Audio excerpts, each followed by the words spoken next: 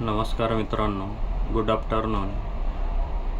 अग्निशमन सेवा सप्ताह 2024चा आज हा आपला दुसरा दिवस 15 एप्रिल 2024. तर आज आपण अवेअरनेस प्रोग्राममध्ये एक विषय निवडलेला आहे आणि तो विषय म्हणजे आहे आपल्या प्रत्येकांच्या घरामधील LPG सिलेंडर. तर याबाबत आपण जनजागृती मोहिमेअंतर्गत LPG सिलेंडरबद्दल काय काळजी घ्यायची हे आपण बघणार आहोत. तर LPG सिलेंडर हा प्रत्येकाच्या घरामध्ये असतो आणि प्रामुख्याने तो ग्रामीण भागात आता भरपूर प्रमाणात वापर केला जात आहे त्याचा. तर LPG सिलेंडर म्हणजे लिक्विफाईड पेट्रोलियम गॅस.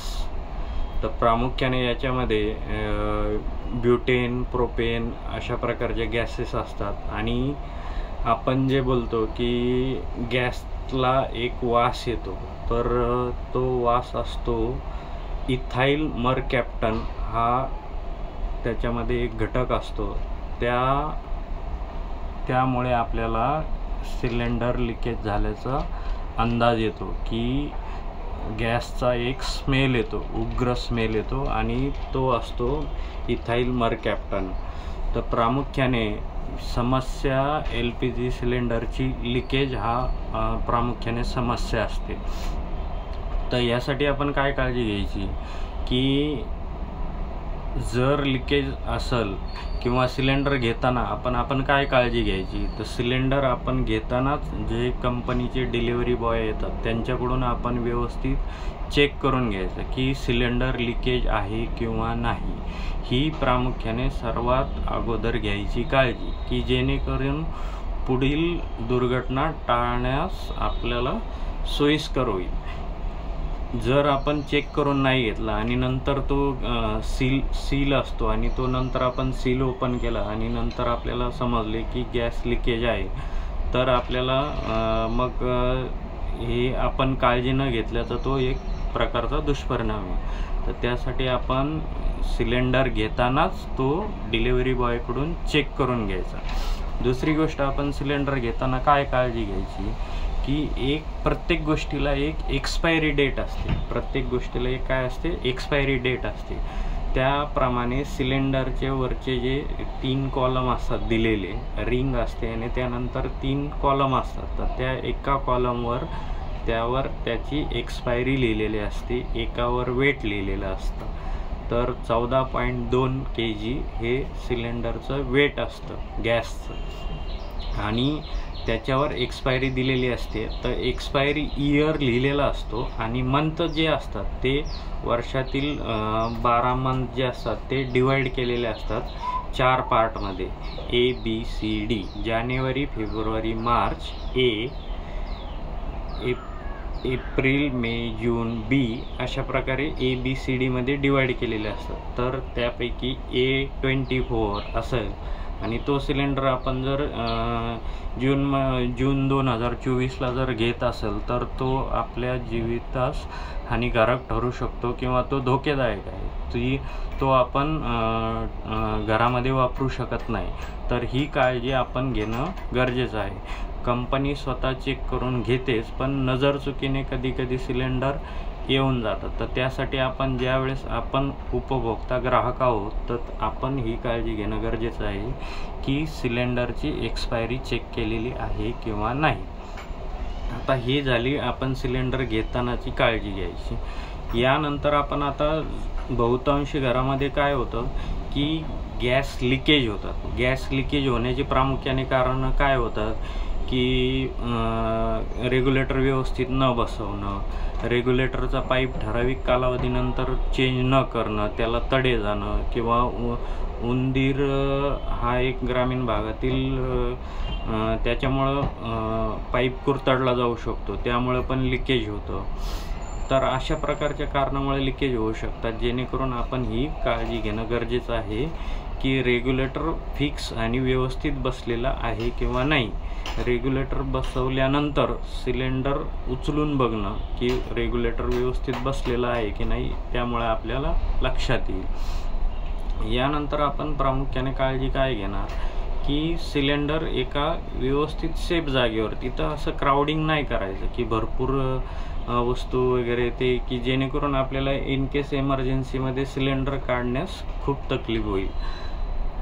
यानंतर आपण जर गॅस लीक झाला घरामध्ये तर एक स्मेल येतो। आत्ता जसं सुरुवातीला मी सांगितलं की इथाईल मरकॅप्टन म्हणून एक त्याच्यामध्ये घटक असतो आणि त्यामुळे आपल्याला गॅस लीक झाल्याचा स्मेल कळतो। तर हा स्मेल आल्यानंतर आपण काय करायची की सगळ्यात प्रामुख्याने एक गोष्ट लक्षात घ्या की कुठलाही स्विच ऑन किंवा ऑफ करायचा नाही, ही प्रामुख्याने काळजी घ्यायची। कुठलाही इलेक्ट्रिक स्विच ऑन किंवा ऑफ करायचा नाही की जेणेकरून त्या लिकेज गॅसच्या क्लाउडला एक स्पार्क भेटणार नाही।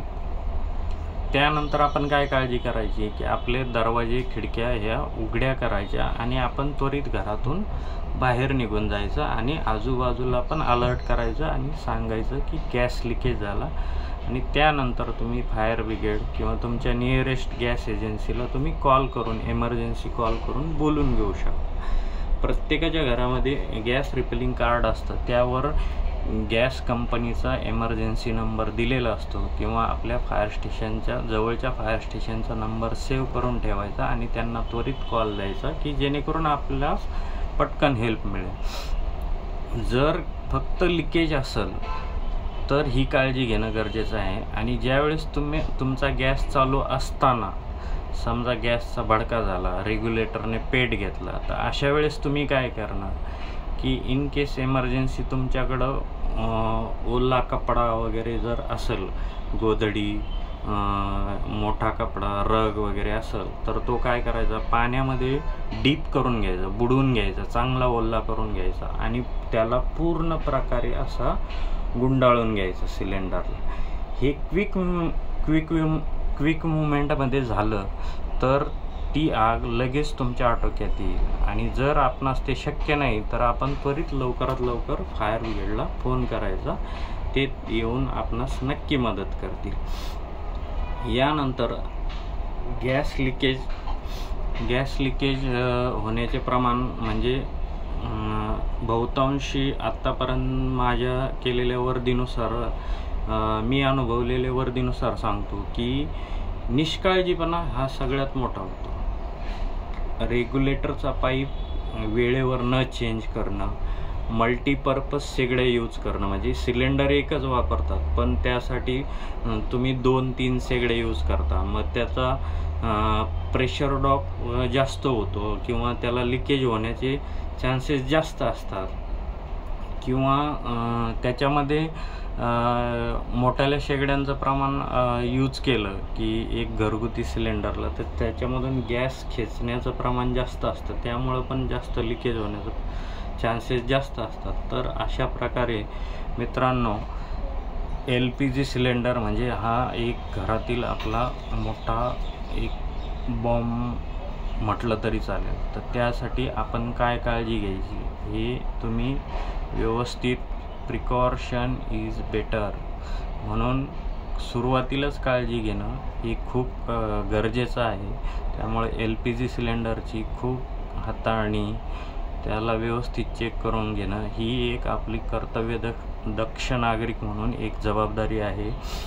म्हणून सांगतो की आज आपण 14 एप्रिल ते 20 एप्रिल 2024 अग्निशमन सेवा सप्ताह अंतर्गत LPG सिलेंडरची कशी काळजी घ्यायची, लिकेज झाल्यानंतर काय करायचं, सिलेंडर घेता वेळेस काय काळजी घ्यायची किंवा तो वापरताना काय काळजी घ्यायची, याची मी आज तुम्हाला सविस्तर माहिती दिली। आपणास सदर माहिती आवडल्यास किंवा या संदर्भात अधिक काही प्रश्न असतील तर आपण नक्की विचारू शकता। धन्यवाद।